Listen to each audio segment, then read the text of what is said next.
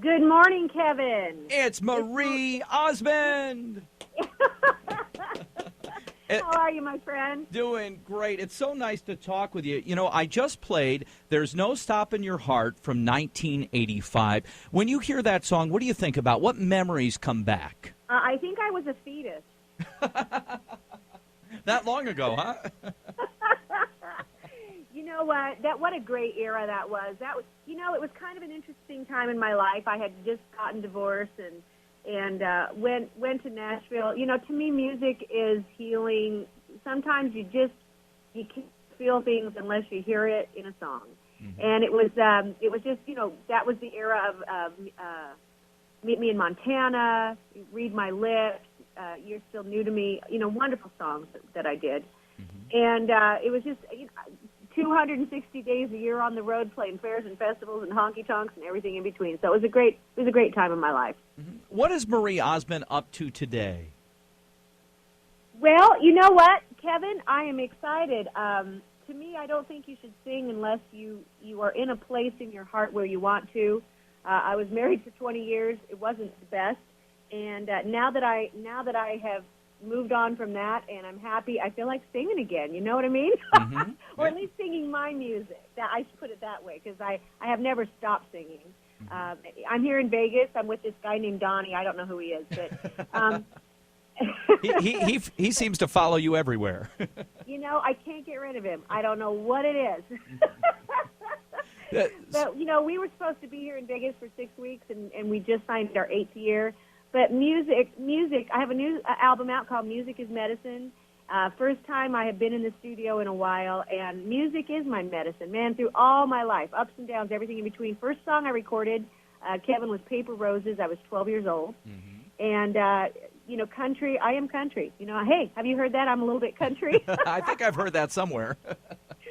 But I have so much that this album is full of heart and soul, and John Rich recorded with me. Marty Rowe, my gosh, one of the best voices. Diamond Rio recorded a song called "I'd Love to Be Your Last," and Olivia Newton-John, my dear friend, recorded a song with me. Just lots of great people on the album.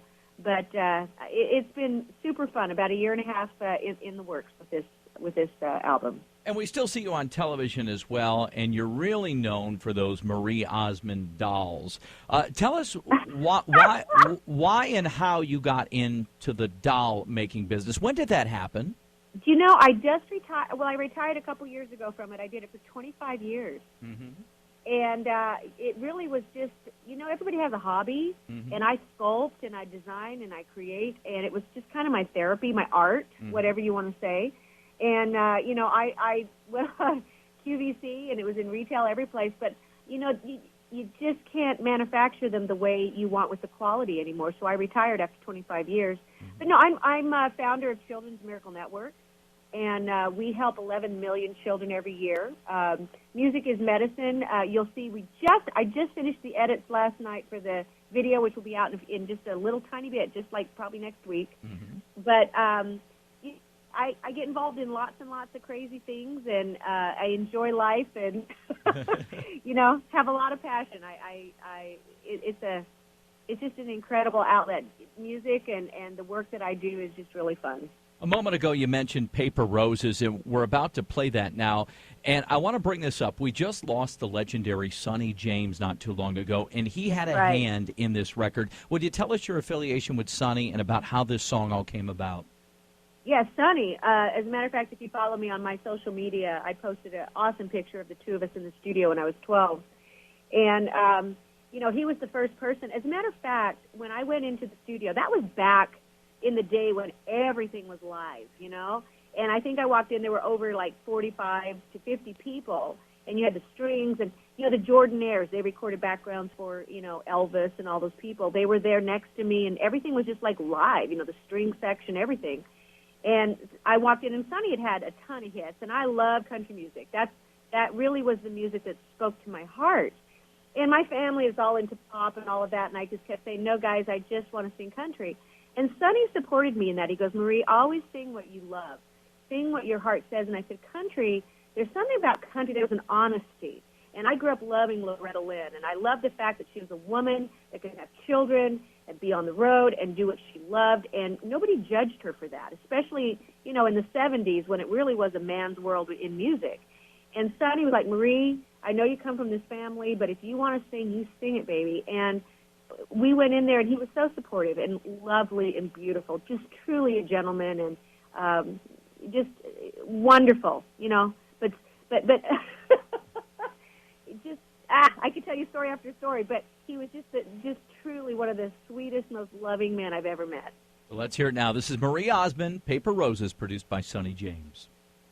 Kevin Richards back with Marie Osmond. Marie, we just played You're Still New to Me, your #1 duet with Paul Davis. What do you think about when that one comes on the radio? Do I love him or what? To me, a singer can do it vocally, but then there are the singers who say it when they sing it. And Paul not only said it, but he wrote it.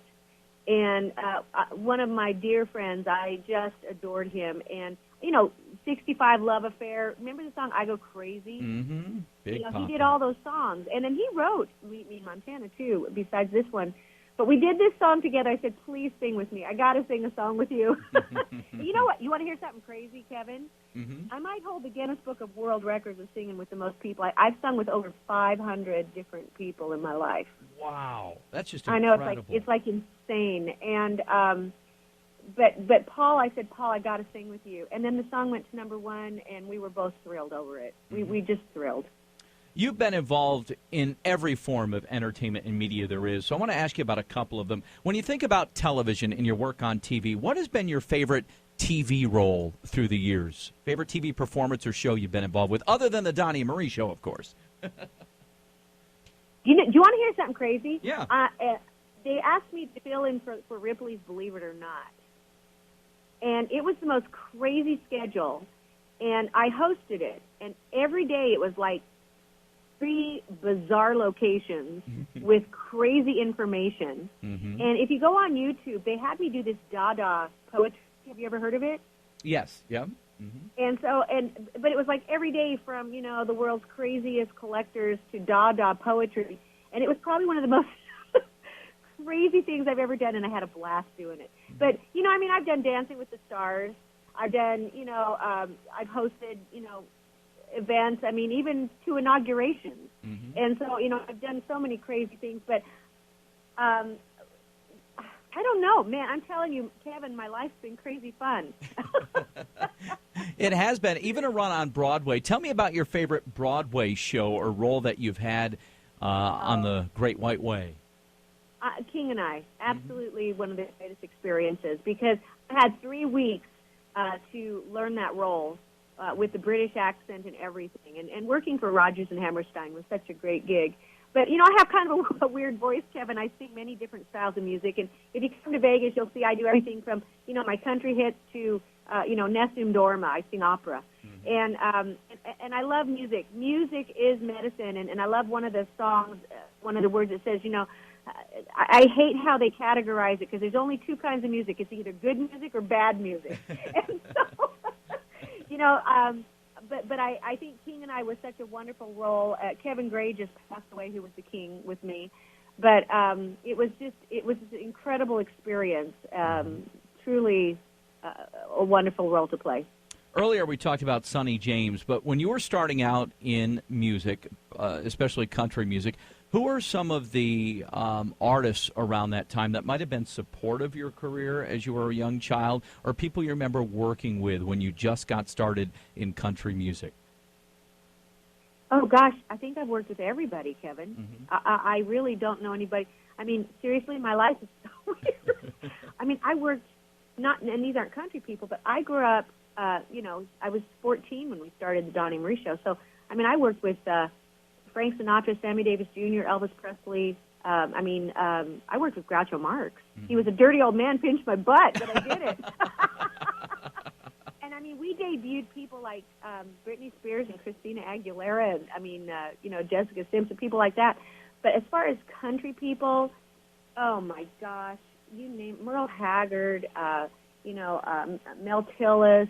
I worked with Hank Williams Jr. They called us Leather and Lace. George Strait. I mean, just wonderful people. Dolly, I mean, my gosh, seriously, honest Kevin, I've worked with just about everybody, and I feel like I've had such a blessed life. And I had great parents that kept me very grounded. I mean, I'd work 18-hour days. I'd come home, and our show was like number one, throughout the world in the 70s, 80s. And I'd come home, my mother would go, okay, now this is real life. Go clean the toilet. And so, you have laundry duty. Go do the dishes. Mm-hmm. And thank God for them, because that is real life, and country is real life. And that's what they sing about. And so I feel like I've been so blessed. We're going to play Meet Me in Montana now. Tell me how this duet came about with Dan Seals. How did the two of you connect to make this happen? Well, I was with Capitol, and when I heard this song, like I said, I've recorded with so many duet partners. And there's a certain way you sing, Kevin, when you're doing a solo record versus doing a duet. When you do the duet part, there's a way you blend it, and not everybody knows how to do it. Well, when I heard Dan, they were talking about Dan for this, Dan and I both laughed about it because we knew that.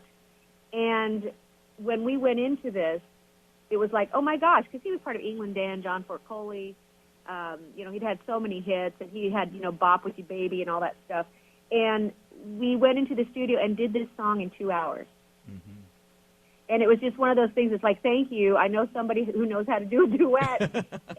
And we just knocked it out of the ballpark. And we didn't know that it would end up being CMA Duo of the Year or anything like that. We just love music. Mm-hmm. And we loved what the song said. And, of course, Paul Davis wrote it, who was a mutual friend. But it was just so fun to go into the studio and just knock it out of the park and just have fun singing it, Let's hear it now. Dan Seals and Marie Osmond, Meet Me in Montana. Kevin Richards back with Marie Osmond. Marie, we just heard a track off your new album, a duet with Marty Rowe of Diamond Rio. How did you pick your duet partners for the new album, and why Marty? Well, first of all, I think Marty has one of the greatest voices. I mean, how many hits has the guy had from mm-hmm. Diamond Rio? I mean, my gosh, ridiculous, right? How many number ones?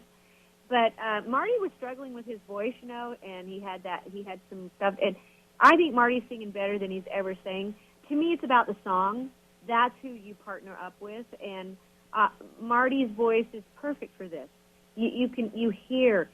See, to me, a singer, you can do all the licks in the world or whatever, but to me, when a singer says a word and you believe what they're saying, and Marty has one of those voices, doesn't he? Mm-hmm.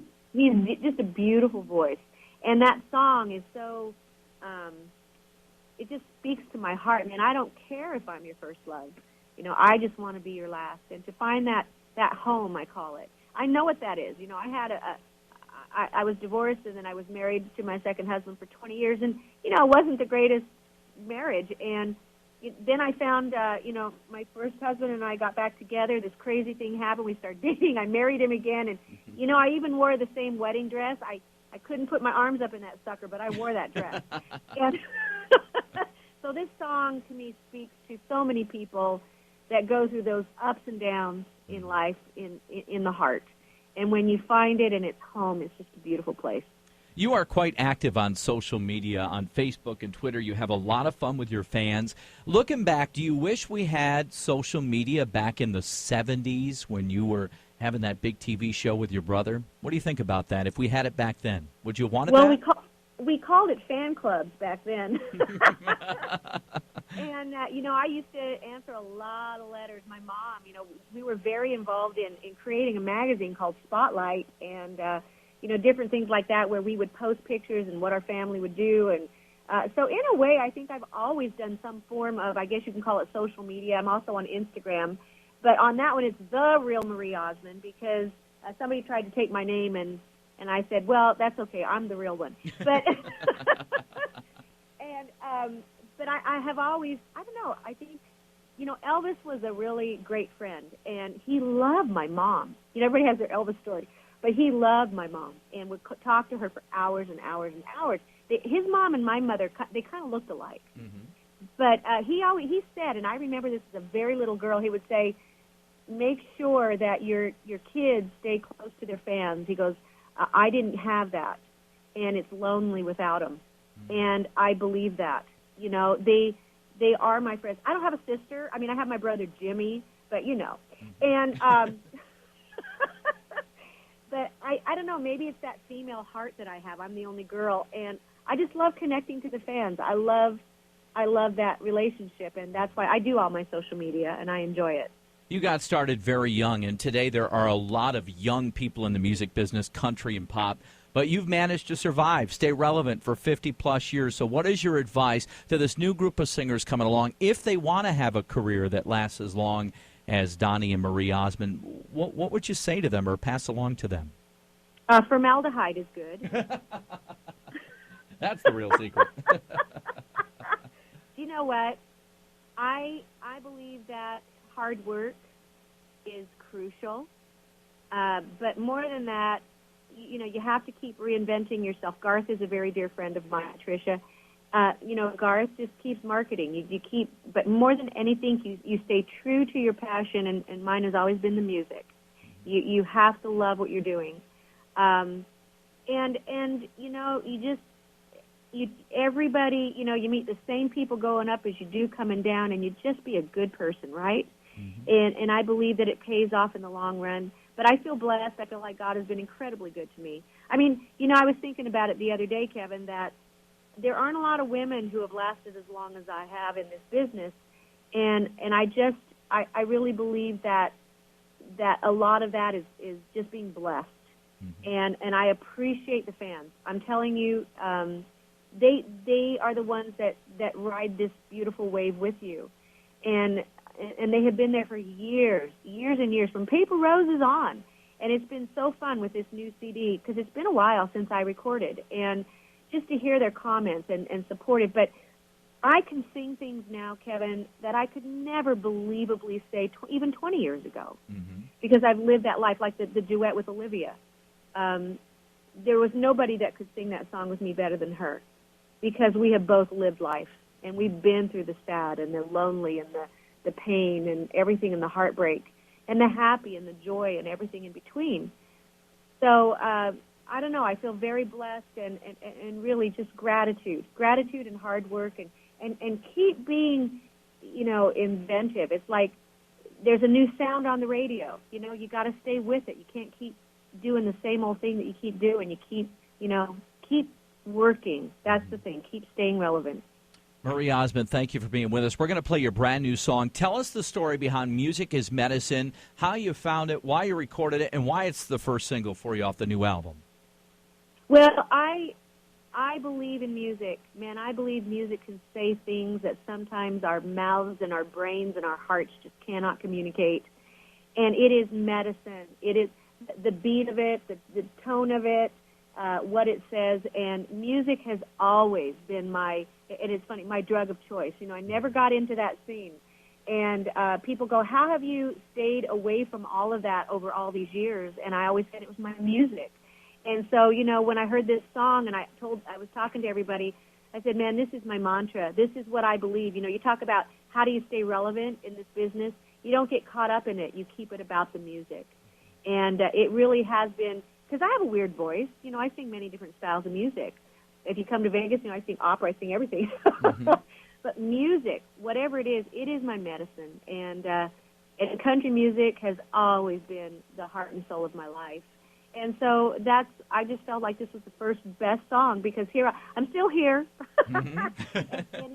and it's always because of the music. And I love everybody, and God bless you all for listening and wanting to still, you know, hear what I can give you musically, and I'm so grateful. I love what I do, and I love all the fans that have supported me through my life. Marie, thanks for being here with us.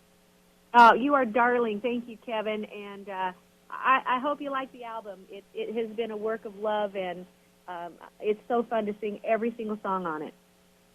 Hi, this is Marie Osmond, and you're singing along with my buddy Kevin Richards on Froggy 100.3. You know, I'm a little bit country, but my friend here is a whole lot of country. Country.